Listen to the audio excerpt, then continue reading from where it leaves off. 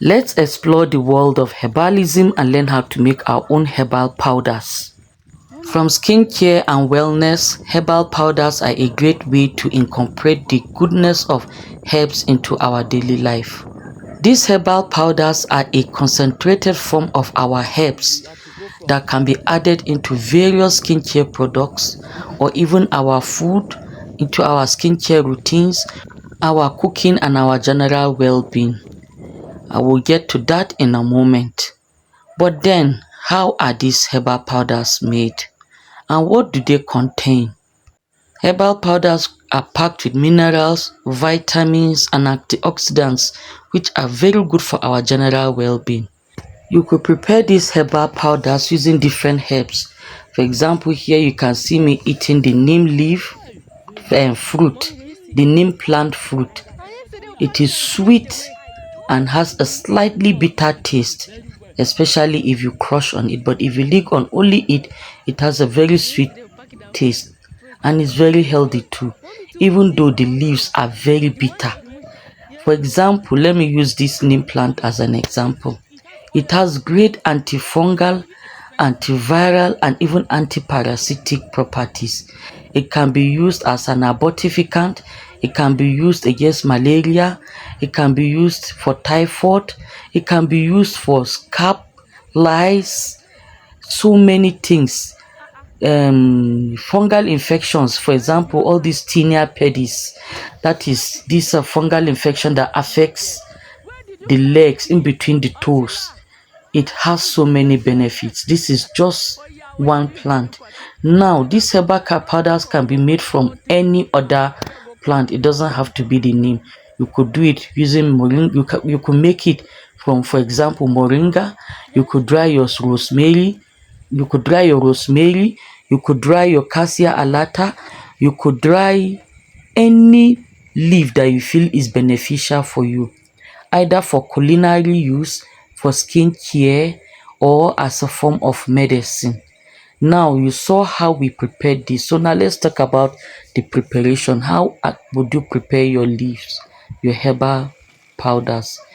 The best time to pluck your leaves is either in the morning or in the evening, when the concentration of the active ingredients is still high and the leaves are still fresh, not late in the afternoon when they've become flaccid from too much sun. Okay, but usually the best time to pluck it is in the morning or in the evening. When you come, you wash your leaves and then you dry them. You could decide to dry them indoors, especially if they are not much, or if you have a large room where you can dry them. Here you can see me using a solar dehydrator.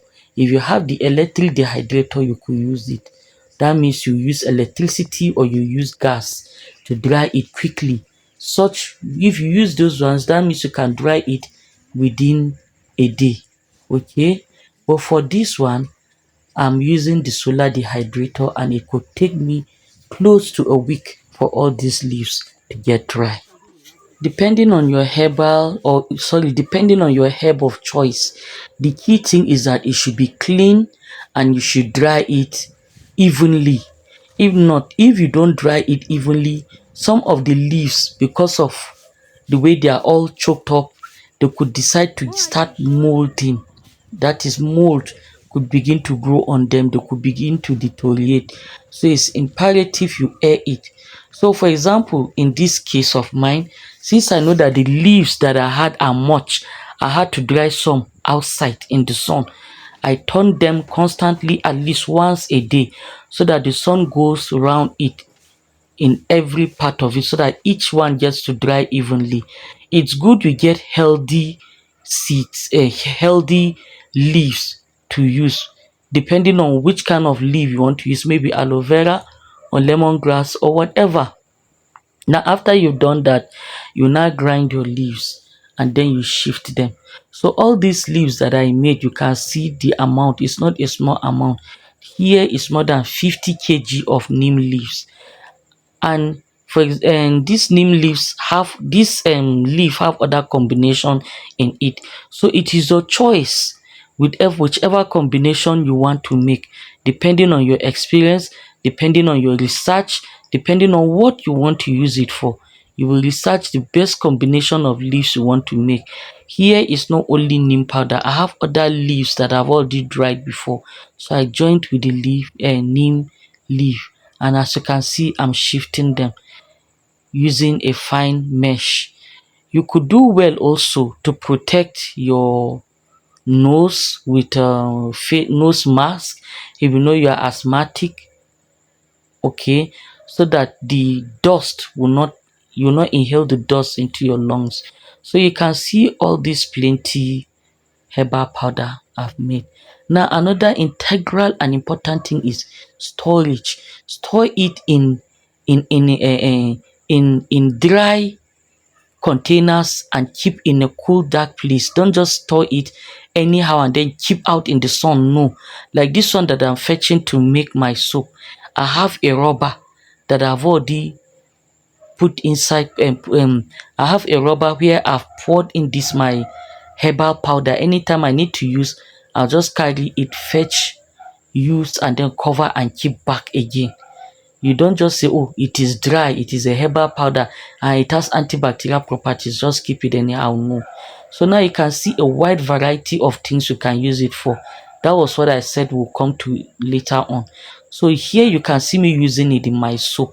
This is herbal soap I'm making.